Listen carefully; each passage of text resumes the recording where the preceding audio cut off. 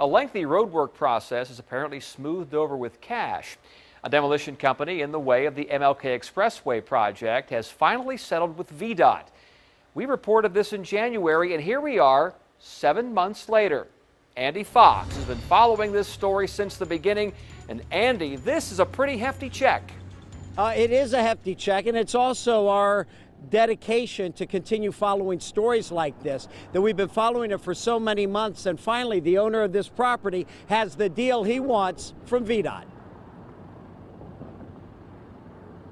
Back on June 20th, Old Dominion Demolitions Crispino told us he's tired of getting jerked around by VDOT. By them dragging their feet, I'm dying. They're just, they're not doing right.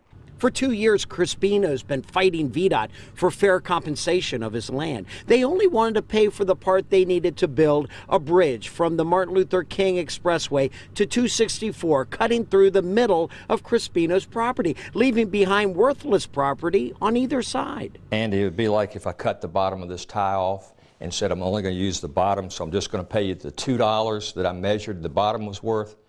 Well, you've ruined the whole tie. VDOT has to pay for the whole tie.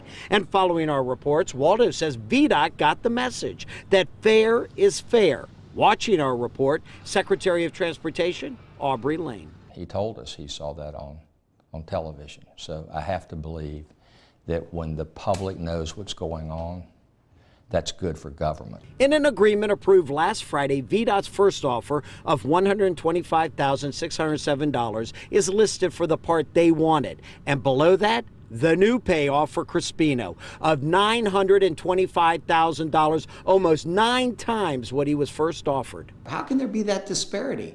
Lowballing. Well, I think what it shows, the government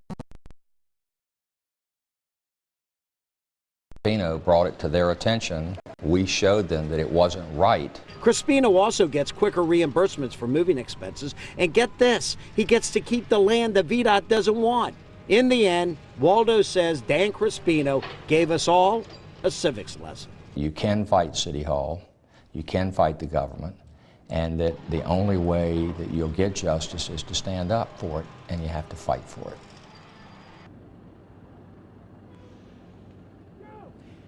Now, the attorney representing VDOT did not return our calls for some type of a comment on why there was such a disparity between the first number and the second number. As for Dan Crispino, he is now moving his business to land he now has in Chesapeake. In Portsmouth, Andy Fox, 10 on your side.